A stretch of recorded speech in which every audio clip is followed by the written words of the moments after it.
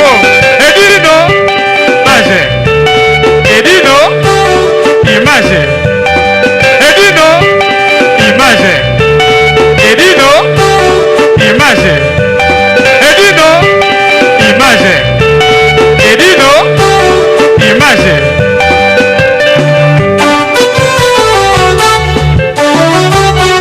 Ouais. Restaurant Ewaka, chez Maman Jeannette, au numéro 7 du boulevard de Brandebourg, à Ivry-sur-Seine, confère Place Gambetta à Ivry. Un restaurant africain de proximité, spécialisé dans la cuisine africaine. Ouverture tous les jours dès 13h à minuit. Accès facile, RRC, station Ivry, prendre bus 125, 180, 323 ou 325, arrêt Gambetta. Un accueil chaleureux dans un cadre convivial nous propose des mets variés pour tous. La cuisine africaine à l'honneur, des plats préparés à la demande, à consommer sur place ou à emporter. Du poisson, malangwa braisé ou liboké, poulet braisé, des brochettes, mori makayabu, cabri ntaba braisé, liboké ngoulou, mafé, accompagnement, banane plantain makemba, chikwang, konga national, semoule, moule, riz, atseke, légumes verts, feuilles de manioc, ponduto sakasako et bisso, bitekiteku, haricots, madesu et autres mfumbwa. Des prix abordables à la portée de tous. Numéro de réservation 06 46 01 63 85 ou les 06 41 36 12 59. Restaurant Ewaka, Loboko ya Mama. Ma Jeannette à Lamba. Tondimi Yango.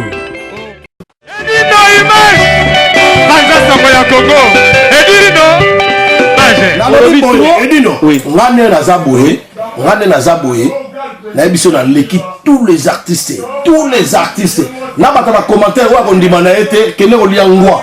Edino image, banza soko ya Congo. Edino, image. Artiste collabo ti le ba kotika na kobeta wati. Bon, c'est les autres ba kombe kufa mekaka ko tchak ba ko mona peleton. Et puis moi c'est un mec d'ici, je vais faire sortir tous les mecs. Mais c'est que combien de filles? Edino image, banza soko ya Congo. Edino, image. Moi mon tout petit petit on a des héritiers. C'est un petit que j'aime bien. C'est courageux dans la musique. Héritier Wata. Ouais. Ah petit mot courageux. Mais il y a comme Koufi. Non yoka.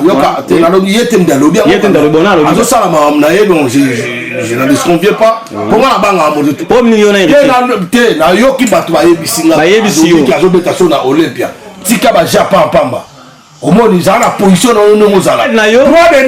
Et puis, il faut savoir, tu parles avec qui? Tu parles avec un futur honorable qui va siéger au Parlement, pour défendre le peuple et la nation. Il s'appelle Célésino. C'est vrai. Héritier Montona Tembe, Nini Yonaï. Ah, Montona Tembe. Ouais. Ah, Montona Tembe. Ah, tu appelles Tembe. Tu as un Tembe là-bas. Oh, il y a mon gars qui est dans Tembe. Il y a un bateau qui est dans Tembe.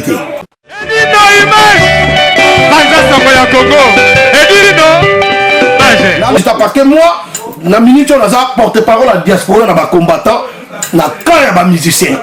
Donc ce comme ça attends na ba musicien kala. Attends ba vieux mon dogo ba bosi ba nani so ba wera so ba. Edino image. Banza soko ya Congo. Edino.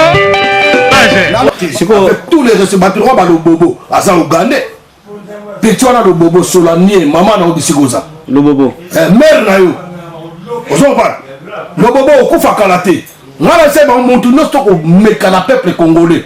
Pour le bobo c'est pas la première fois. Azo c'est on dit non, on est dans la montée go. Oui. Être humain on zamba sali. Oko c'est kaité. Na liwana e. Edino image. Banza soko ya Congo. Edino. Image. mais na lingaka nde bato mabe te na liwa ya mutu mabe neti bakabila nakosepela nakomela chapeau baneti bakadi ya babamene. Et pourquoi ya sepelaki nango? Pourquoi ya sepelaki? Banza sango ya Congo ediri no combattant résistant. Oui. nazalaka epi na kotikalaka kolongwa yango te. Kolongwa yango te. Je sais. Donc ngai bato nyonso tuti bazakari oya na moni yo na nzela na beti yo. Banza sango ya Congo ediri no toro wana ngombe wana zoba wana président ya baokipa na barwandais na bazoe na banani zobo kana Jeannette elongo mabengo na nkewa. Banza sango ya Congo ediri no bato wa ba Moïse Katumbi bazozela nini so ye Moïse Katumbi aza pena vrai congolais ye Moïse Katumbi est-ce que yo ozaka pena vrai congolais oza na mbongo oza milliardaire bakatebeka toto oketonga bandako 700 000 appartements na Angola. Banza sango ya Congo ediri no balider wana nyonso tu bazalaka wana ese bazali bambongo so bamindoki nga lelo nazalaka prêt nazalaka banda bato ya danger baka prêt so babili yo toki olibere mboka na so tokokende ozokoba mec d'ici. Banza sango ya Congo ediri no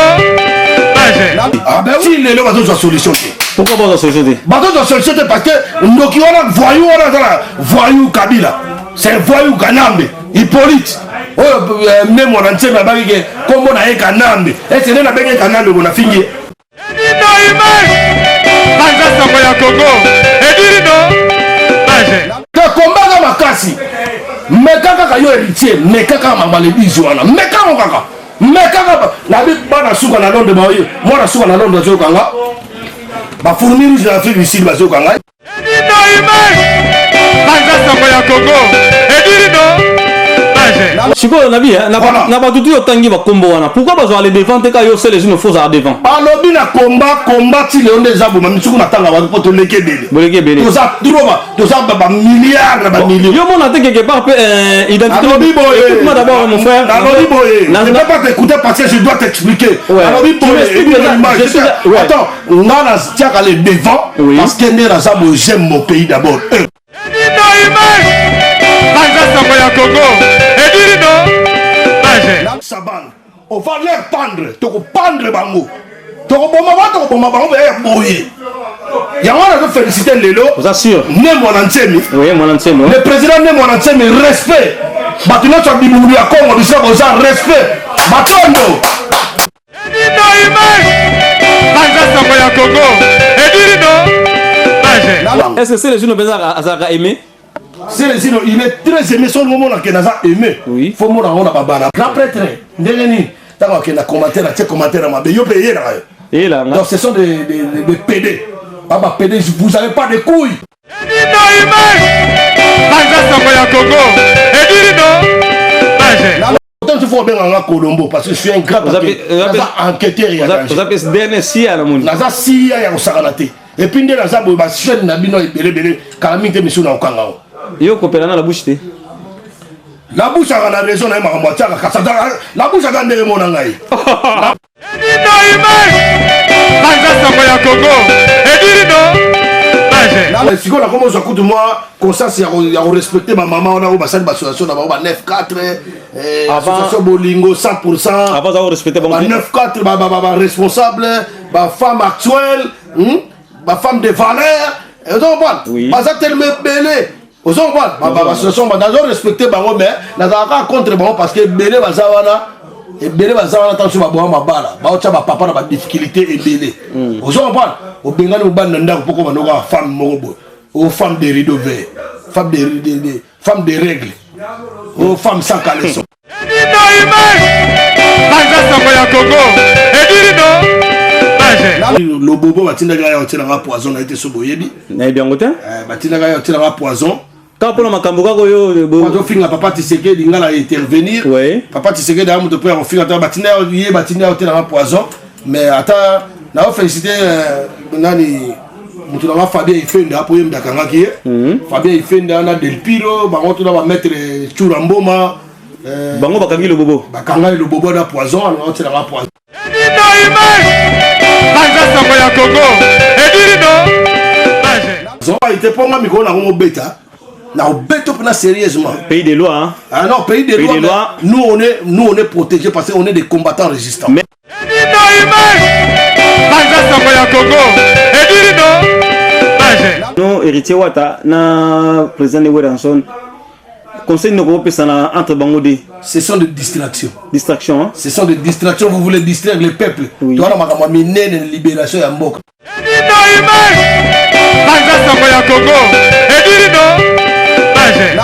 Yo monté aux Alarana, aux Alara, ti Mbok aux a libéré après aux ongles l'activité musique. Na beta na musique ya wana obeta gaza. Ala musique na kena osimba kis na dia ne. Basala ngaba nakoma mwasi na place na ngaba mobali. Oui. Ozomba ba beta ngara feshungu. Banza Sango ya Congo. Edino. Mais na kebisika na mission pa pamba wana. Si tu as besoin d'un pote monde aux pembe, aux mouindo, tu as mouindo de comment la stéma. Mais aux rando na ba musicien. Mouindo te na rando na ba musicien collabo. A musicien collabo. Pour moi na massa. Mon Paris Express, y'a Patrick Marois Vendi. Mon Paris Express, y'a Marois Vendi. Bonjour, Bissadini. Hi baby, you are kufi baby grave.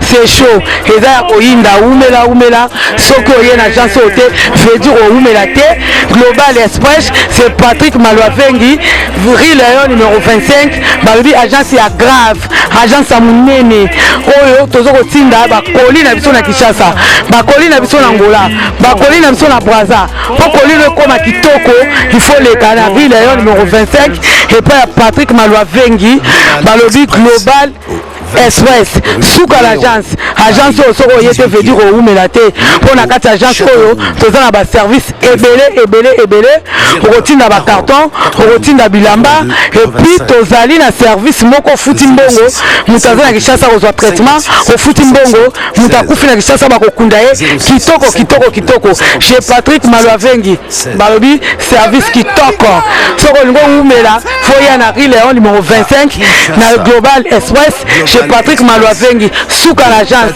ba maman Paris, bana Paris, bana Bella, ba fongole biso, loko kitoko, vraiment ngo iumela, hatina bilo oneka awa, po bilo oneko ba kitoko, na bakini, po ngaba ba carton et kendaka awa, ba bilianda mutina ndam, vraiment ngo ya dia ndamba tinda ndam so kende na Kinshasa, alors po kende kitoko, boya l'agence na biso, na Global Express, chez Patrick Malouavengi, Rileon numéro 25. Bala poto boya bo umela so bo yete fedi bo umela te ay baby ay kufiu mama l'agence agence aboye besoin nte yango yo ba melembi na kati ya Château Rouge et esika obunga te Rileon numéro 25 umela